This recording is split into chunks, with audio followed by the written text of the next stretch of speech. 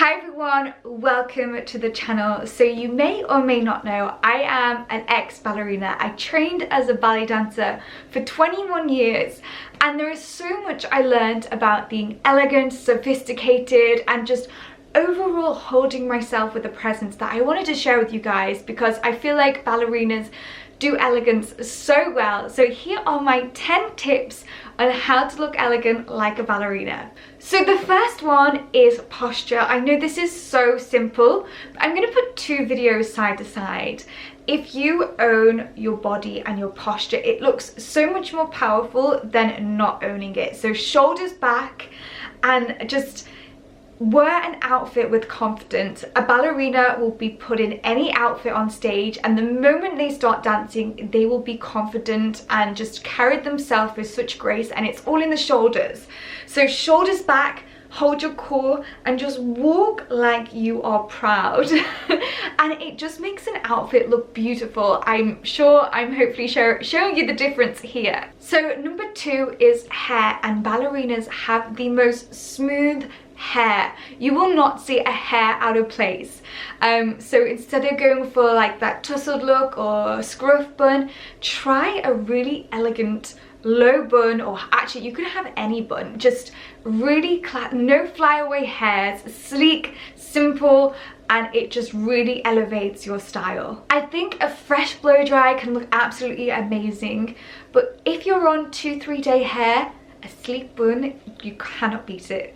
Number 3 is a waist belt. You may or may not know that as a ballet dancer you will have an elastic waist belt, and I feel like drawing in your waist makes a really nice silhouette. So whatever you're wearing, you can draw in the waist. I think that's where my love of belts come from, because it makes such a difference. It really makes the female body so beautiful by just snatching in that waist. So number 4 is toes. You may or may not have noticed that when I walk in flat shoes, my heels do not touch the floor.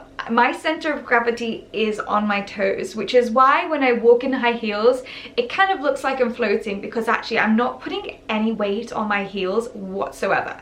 It does take a lot of strength to do this. I do realize that if you've never stood on your toes, it's a muscle that you have to train. I also run on my toes. I was an ex-sprinter, it really helps. So having your center of gravity on your toes not only helps with your posture, helps you walk in high heels, but it also gives you that floaty kind of feel. People always ask me how I walk so gracefully, and it's because of this. My center of gravity is on my toes. So what you want to do, you want to do exercises, just raise and lower onto your toes. I can really strengthen your core muscles. If you go to the gym, if you exercise, definitely make that exercise part of your routine. 5 is the skirt. So as a ballerina you wear a lot of tulle skirts, and a tulle skirt isn't that practical for every day, but a floaty midi skirt is. You guys know I'm obsessed with them on my channel, on my Instagram. I'm a big fan of a floaty midi skirt, and I think it's from my ballerina days. There's something so graceful about it wafting around. Put a waist belt around the middle, put a low bun in, and I feel like I'm a ballerina. It just looks really elegant, and this is something where you can see with the background of me as a ballet dancer really comes through into my fashion sense. Okay, number 6 is your jawline. This may sound strange, but when you're doing ballet you hold your jawline slightly further up than you usually would. So for instance, when you're doing it, so this jawline is really elegant, so you won't find ballet dancers looking like this. They will always have that nice line.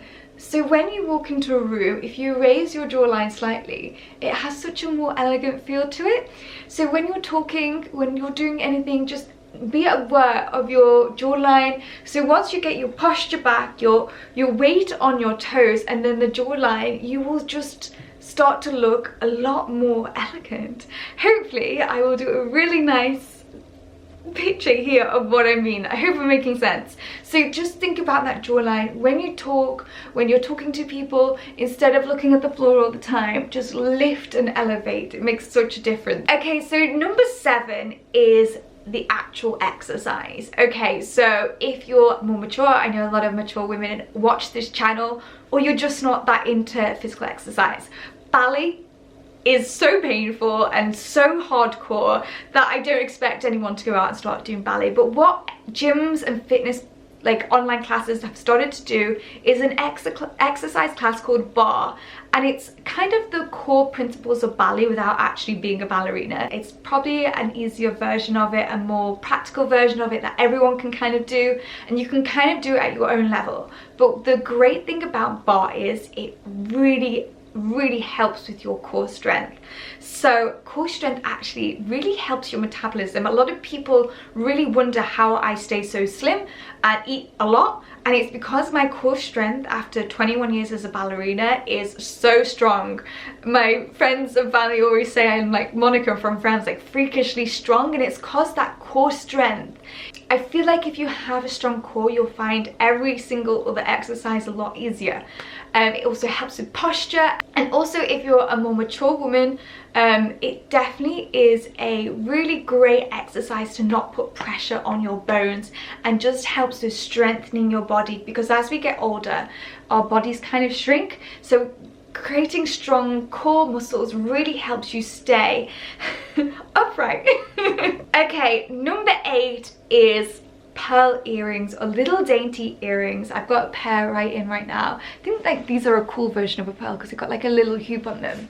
But having a low bun and a really dainty pair of earrings is a really classical finish to an outfit. If you're wanting that super elegant feel, I've like a little gold, little embellished earring or a pearl is such a beautiful little detail. Like, don't go too overboard, but that very delicate, just it adds a little bit of ballerina finish to an outfit. Okay, number 9. So you're on 3 or 4 day hair, you've got your hair in a scruff bun, and instead of going out in your sweats, hopefully this kind of what I've just been through will really help you out. But this is the best one for making and you look so put together so quickly. So it's if you're having a no makeup day or a less makeup day, put a bold lip on, or a lovely lip. So for an everyday event, like an everyday occurring, like nipping the shops, I probably wouldn't go for a striking red lip, but I would definitely line them, make it darker than my natural lip, and put a gloss on, because if you just have like very faint makeup on and then a bold lip, it just really makes you look that beautiful, sexy, gorgeous, elegant. So it's really easy. I feel like lipstick's probably the easiest thing to do with your makeup, and it just really elevates your look if you're having a no makeup day. Okay, number 10 is your shoes. So ballerinas are kind of renowned for having very long limbs or looking very long. So a trick for this is, obviously we wear point shoes, and you should wear your point shoes in the same color as your skin tone, because that's the effect that it's wanting to give, to really elongate the leg. So you can do the same in shoes. Whatever your color tone of your legs are, get the same color shoe in a pointy corked heel, no strap, so you've got your ankles showing into a pointy toe of the same color as your leg. And honestly, it will change up your leg game, especially if you're wearing a mini skirt. So for me, I will go get them. Okay, so these are my shoes if I want to make my legs look really super long. They are the same color as my legs, pasty white.